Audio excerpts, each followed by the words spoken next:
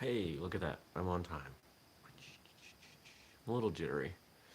Let's see what's downloading here. Let's see if I can fix this.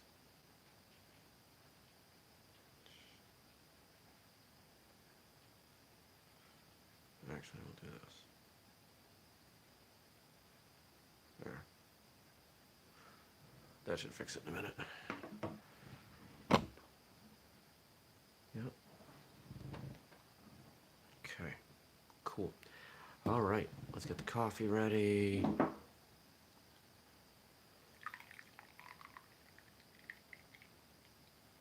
And here we go.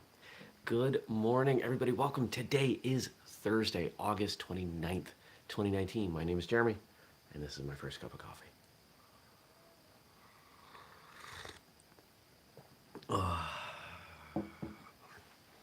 I've got multiple devices here. I got this tablet. I've got a new phone coming to you from an old phone. Did you just turn on? You go away. I'm going to ignore you right now. This phone suddenly decided to stop working correctly. It charges, but it won't transfer any information out of the little plug doohickey down here, which means that it won't work in the car. I can do the Bluetooth audio, but I can't do Android Auto, which was part of the reason I bought the car that I did, because I spent a lot of time in the car. So Google sent me another one, and now I got to deal with this. So setting things up on a phone is irritating. Not as bad as it used to be. It used to be really obnoxious, but not so bad now. Could be a lot worse. Well, speaking of could be a lot worse, yesterday was a terrible day. There were some high points, but bottom line, a friend of mine passed away. And everything else was discolored. This was someone who had struggled with cancer for a long time, 8 years, I believe. Good morning, Jordan. And I last saw him last Wednesday, and he knew time was getting close, and I was glad I got to spend that time with him. But nobody was expecting it to be a week.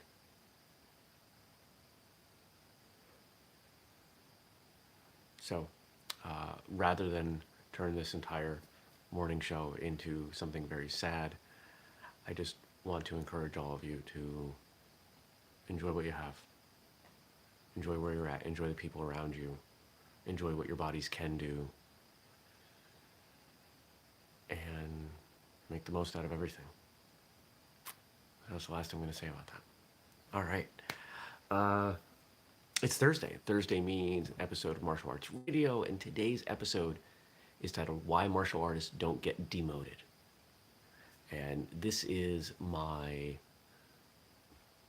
kind of rant diatribe on the entire subject of rank being tied to skill. You should go listen to that episode. You can find it here on YouTube. You can find it in your podcast app, whistlekickmartialartsradio.com. But if you don't want to, the gist of the argument is that if rank and skill were connected, we would demote people as they got older and their skill faded. But we don't. We continue to promote them because we recognize across the board in every martial art that skill is only part of what we value. Be interesting to see what the feedback on this one is.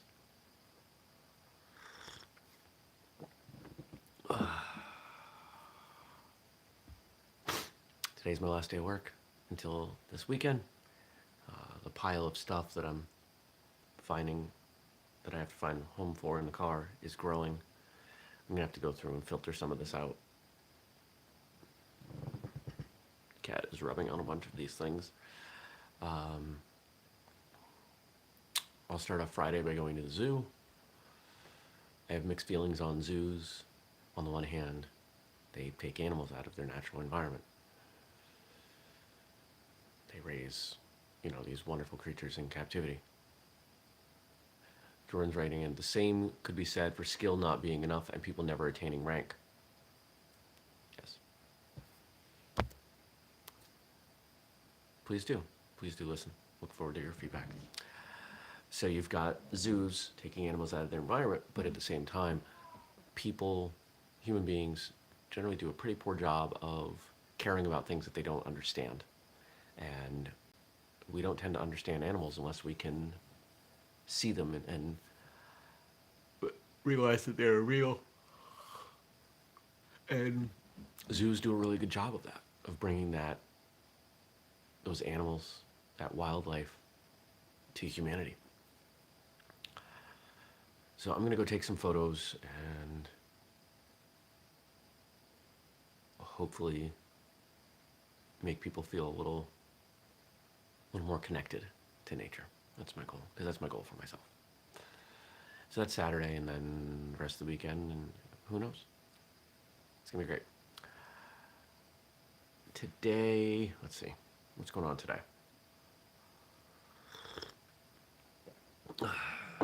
Bunch of work, got a meeting tonight. I just sent out a bunch of uniforms to Amazon. So if you've been looking for uniforms, you can find those over there. Cat, stop. Don't be annoying.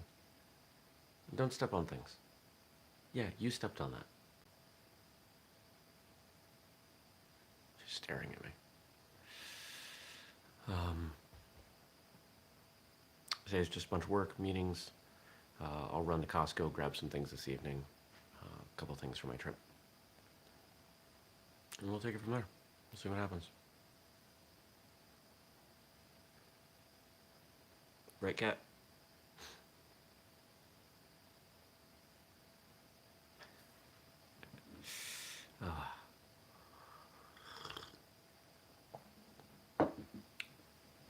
All right, we got some questions. Let's answer these questions.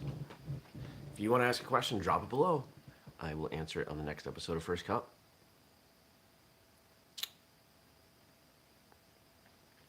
Where do you think you get your sense of adventure from? What's ironic is I haven't had one for very long. There are things that I've always been very accepting of that a lot of people would consider risky. There's cat hair in my beard. I've always been very tolerant of risk when it comes to business, when it comes to dedicating my time to things. Because I trust myself, and I know that I can get myself out of whatever I need to. But when it came to travel, up until a few years ago, I was always terrified. I would plan things out really well and stay organized.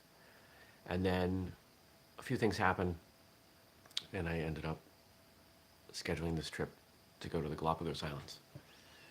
This was in 2013. This was my last real vacation. And whether or not you can call this coming weekend a vacation is kind of up in the air. We'll see how I feel when I come back. It's certainly not long enough. So I spent 12 days in Ecuador, in the Galapagos Islands.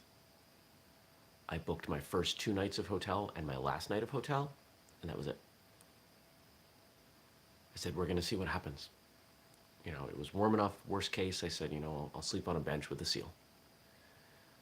And so once I got there and I got my lay of the land, I started booking hotels or hostels on other islands, because there are 3 main islands that you can stay on.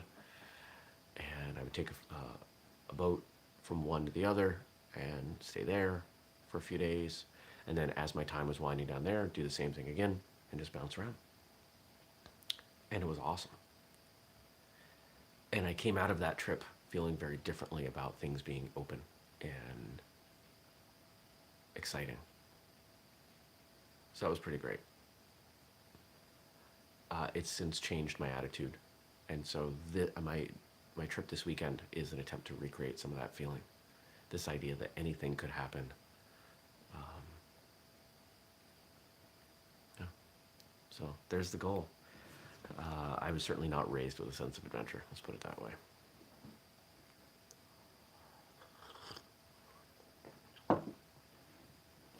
Next question. You seem to be very busy. Yes. Any advice for those of us who don't like rushing? Make lists. Recognize what matters and what doesn't.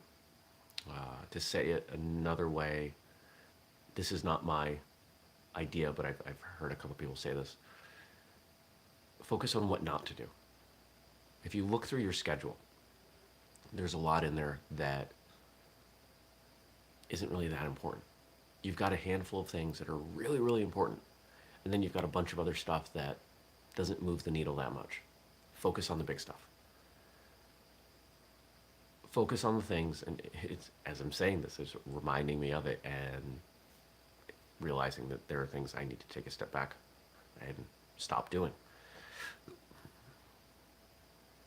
If you're familiar with the 80-20 rule, that in any set, 80% of the impact is accomplished by 20% of the stuff. So in retail, in any given store, 80% of the money comes from roughly 20% of the product. 80% of the impact of what you do in your career, for example, happens from 20% of the things you do. Maybe even 20% of the hours you put in. So if you focus on that and you cut away some stuff, it can be really helpful. Another way that I've heard it expressed, and this really resonated for me, was if the response to doing something is not a hell yes, then it's a no. That in order to keep space for the really important stuff, you've got to make sure that you're not doing the stuff that's kind of important. Of course, that one's a little bit more complicated, but bottom line, if somebody asks you to do something, and this is something that happens with whistlekick, if someone says, hey, do you want to be involved in this project? If I'm not so overwhelmingly positive about the potential impact of that project, I say no.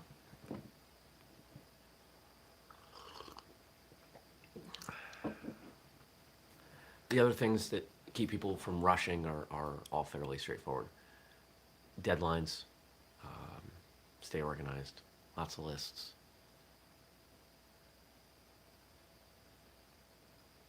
And then I think, lastly, ask for help.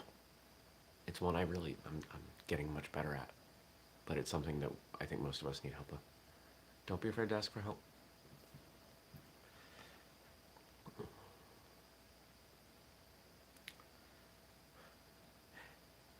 Any advice on not freaking out if you have a whole lot to do?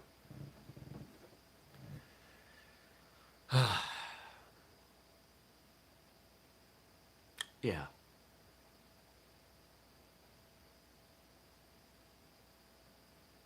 Remember why you do it. What's important about the things that you're doing? If you identify the value, you recognize the importance of connecting where you are and where you want to be by doing those things. And this could show up in martial arts, it could show up in your career, it could show up in your home life. If you have a rank testing coming up and you have a ton of practice that you really want to do, what if you get up a little bit earlier and you go to bed a little bit later? What if you rearrange your day so you have, 15 minutes in the middle of the day? And what if you look at that rank testing as an opportunity, not an obligation? See, there's very little that we have to do. A lot of us are in this habit of saying, oh, I have to do this, I need to do that. That's got to get done. As if we're not the ones putting that pressure on ourselves. By changing that language, by being honest and saying, I want to do this. This is important to me. I feel strongly about making that happen. It becomes a choice. Almost everything that happens in your life is a choice. So by recognizing that it's a choice, you take some authority, you take some power. So it's no longer overwhelming because of circumstances that are out of your control. It's overwhelming because of the opportunities that you have available to you that are important. Cat, stop beating on the batteries. I have batteries charging for the camera. She's in one of those moods. You can see it.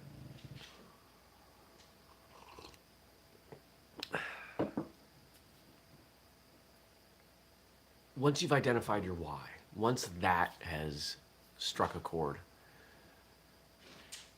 it becomes divide and conquer. Make your lists.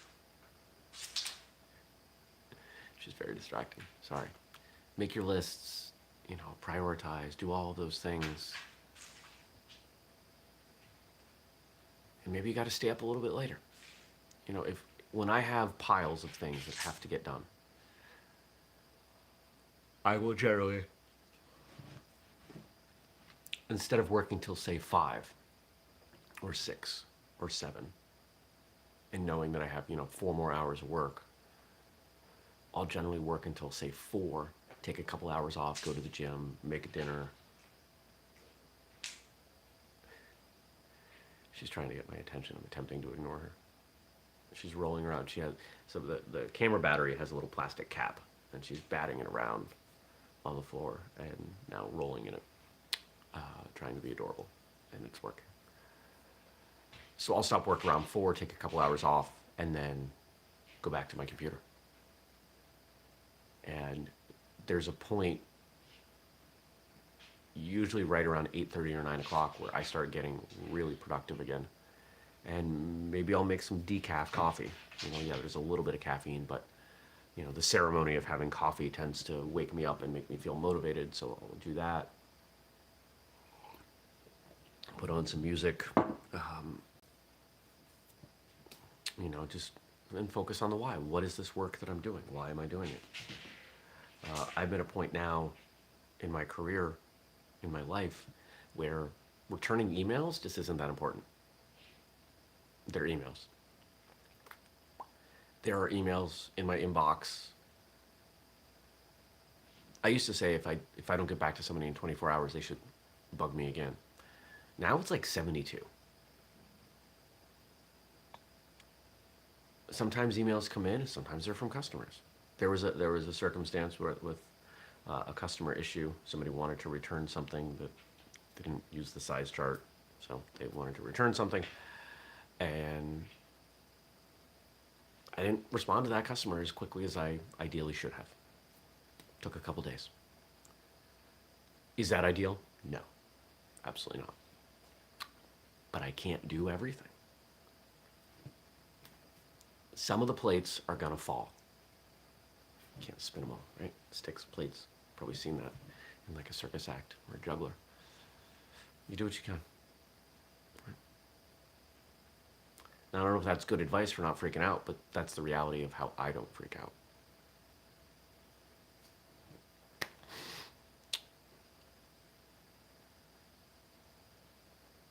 I don't remember what your homework was yesterday, but your homework today, I'll give you in just a moment. Closing stuff to remember. Remember, we do all this show every weekday morning, 6:30 a.m. Eastern, right here on YouTube. Remember, you can get this cup at whistlekick.com. Remember to go check out episode 427 on why martial artists don't get demoted.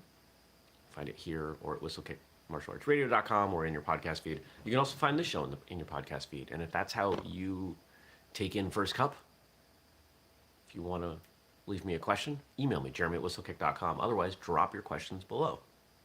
Now, for your homework. We could all benefit from being more organized, from doing something to increase our productivity. I gave you a number of tips today, but there are plenty more out there. I want you to identify one place where your productivity could be better and try implementing that today. Do you need to be better about using a calendar or making lists? Do you need to be better about not spending too much time on Facebook? Do you need to be better? Jordan's writing, have a good rest of the day. Catch you tomorrow morning. Absolutely. Have a good day, Jordan. Do you need to be better about not looking at your phone through the day? You know where your time's going. And if you don't, there are apps that you can install either on your phone or in your web browser on your computer to tell you. find where you could improve and improve. I'll see you back here tomorrow. Take care. Peace.